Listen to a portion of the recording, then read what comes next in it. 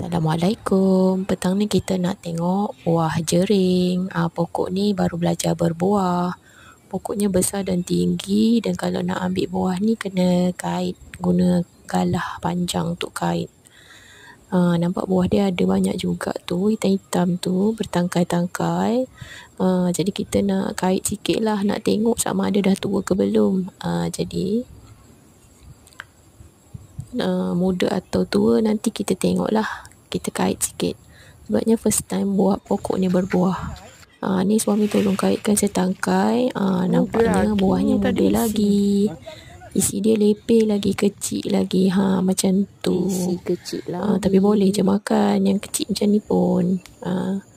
Yang ni kita tunggu dululah. Kita ambil tunggu sebulan lagi ke. Nampaknya kan, nampak buah dia banyak juga tu. Kita tunggulah lepas ni pula kita ambil. Okey, tu je lah. Sekian dulu. Bye.